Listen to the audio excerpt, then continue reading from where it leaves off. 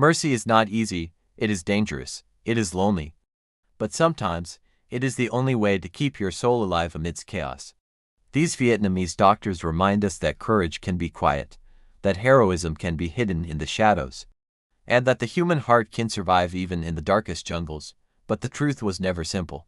Before we go deeper, if stories about moral conflict, forgotten courage, and the human cost of war matter to you, subscribe to the channel, leave a like, and tell me in the comments which untold story you want to hear next. Now, let's enter the places where saving a life became an act of rebellion. One night in 1968, deep in Quang Tri province, a hidden underground clinic nestled among bamboo trees. By the light of a lantern, a young Vietnamese doctor places his trembling hands over a wound. But the patient is no ordinary person. From the torn uniform, the patch of the U.S. Army is visible. For this doctor, this moment is more than a medical decision, it's more than a life or death choice. Because this man is a soldier from the army that bombed his village and killed his friends, and now he has the power to save that man's life. War divides the world into two simple categories, us and them. But that night, in that tiny clinic, that simplicity would shatter. And one of history's least known yet deepest stories of humanity would be written. Medicine in the shadow of war. When people think of the Vietnam War, certain images come to mind. Helicopters, napalm, guerrilla warfare. Discussions often focus on the military side, North Vietnam's resistance, America's technological superiority, the Ho Chi Minh Trail, but there was another front, invisible, silent, yet utterly real, the medical front. For Vietnamese doctors and nurses, war wasn't about wielding bayonets on the front lines. For them, war meant making impossible decisions with limited resources, performing surgeries underground, and sometimes being trapped between conscience and orders. From 1965 to 1975, hundreds of secret medical shelters were established across North and South Vietnam. They weren't hospitals. They didn't appear in official records. Nobody knew their locations and they weren't supposed to. Hospitals were targets. Fixed structures were bombed, so Vietnamese medical workers were constantly on the move. Caves became operating theaters, bamboo shelters were built overnight, dismantled if discovered, and rebuilt elsewhere. Dr. Nguyen Thi Ngoc Ton wrote in her memoirs, "While treating our patients, one ear was always listening to the sky. Hearing a jet meant halting surgery.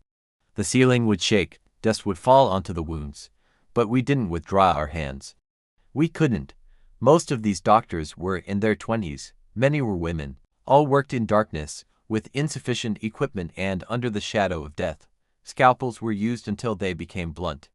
Bandages were washed and reused. Morphine was measured drop by drop. Antibiotics were so scarce that doctors had to answer the question, who do we save? Every single day. And one day, a new challenge arrived. The enemy had come, the enemy's wound. July 1967, near Khe Sanh, a U.S. patrol falls into an ambush. The fight is intense but brief. The Americans retreat, but one soldier is left behind injured, unconscious, near death. Local villagers find him. Most are afraid. Some want him dead, but an elderly woman convinces them. He is a human. He needs help. The soldier is placed on a stretcher and taken to the nearest medical unit. After a grueling journey of several kilometers, they reach a hidden clinic. The clinic chief, Dr. Pham Van Dong, sees an American for the first time. Previously, he had only seen them from afar, in the sky, behind their bombs. Now, before him lay a young man, barely shielded by his chest, soaked in blood. Someone removes his identification tag from his uniform. PFC James Miller, 23, Texas. Dr. Dong hesitates. He knows treating this man is illegal. The regional command was clear resources would not be spent on enemy soldiers. Yet, before him was not Miller, but a human being on the brink of death. Dong takes a deep breath and looks at the other doctors. No one speaks, but a silent agreement is there. "We begin," says Dong. That night, a note is quietly written in the pages of history. The War of Conscience. Treating an American soldier was not just a medical act. It carried political, military, and moral consequences. The orders were clear.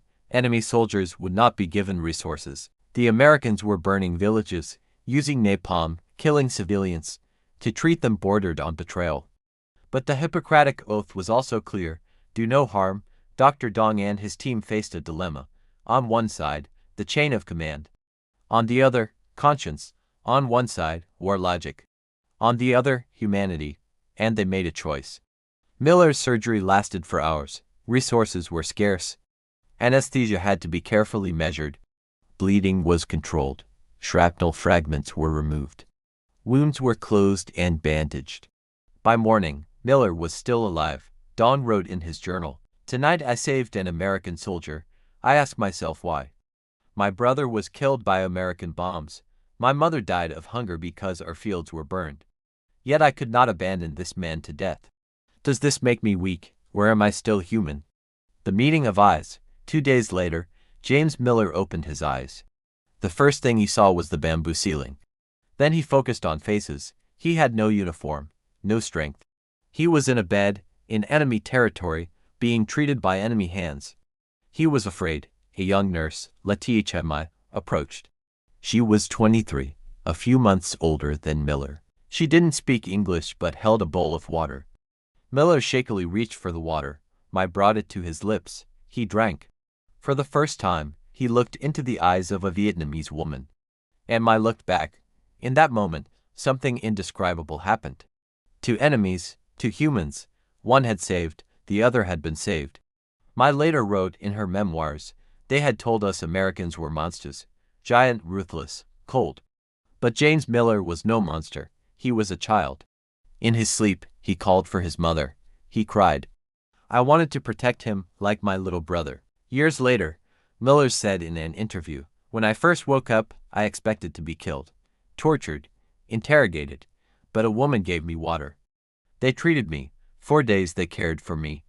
Why, I don't know, but I will never forget that woman's face. The cost of resources. Not everyone approved of Dr. Dong's decision." A week later, a senior political commissar visited the clinic. He saw Miller and became furious. Why is this man still alive? He demanded. Dr. Dong replied, "Because I am a doctor."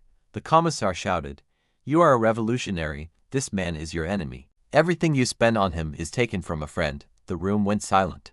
Dong looked up and spoke calmly, "War cannot strip us of our humanity. If I did not help him, what would distinguish me from them?" The commissar stared for a moment, then left. Yet the threat lingered. Resources were indeed limited. The antibiotics used on Miller could not be used on another Vietnamese soldier. Bandages, morphine, painkillers all scarce.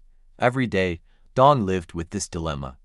Saving an enemy, was he dooming a friend? But he continued.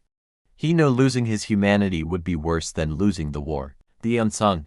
Miller recovered and was eventually transferred to a prisoner of war camp. In 1973, during the POW exchange, he returned to the U.S., safe and alive. But Dr. Dong, Letitia Mai, and the others were never recognized. No medals, no heroic stories, only journals, memories, and conscience. The war ended in 1975, Dong and Mai survived, but they were never the same. The decisions they made during that time stayed with them for life. Mai told a historian in 2010, "Don't call me a hero, I just did my job. But sometimes I think maybe that American soldier returned home, started a family. Maybe he has children, maybe grandchildren. Maybe they don't know this story, but I do. And that's enough for me." History's forgotten hero. History often recounts victories, defeats, and strategies. But sometimes, true heroism does not make it into textbooks. What Vietnamese doctors and nurses did was not a military triumph. They didn't win the war, but they did not lose their humanity. Saving an enemy may seem simple today, but in 1967 Vietnam, it could have meant certain death. The risk was immense, the consequences heavy, yet these doctors and nurses proved that humanity is stronger than war. In 1995, James Miller returned to Vietnam. He tried to find the clinic. He could not, it had been destroyed long ago. But he managed to find Dr. Dong. Two men met, former enemies, now two elderly men. Miller embraced Dong and wept. "Why did you save me?" he asked. Dong smiled. "Because you were human." Conclusion. The true cost of war is measured not only in the number of dead but in the humanity lost.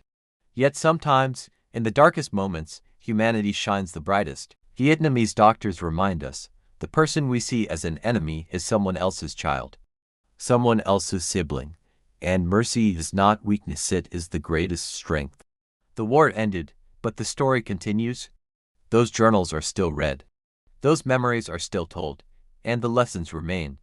This story is based on diaries, interviews, and historical records of Vietnamese healthcare workers during the Vietnam War.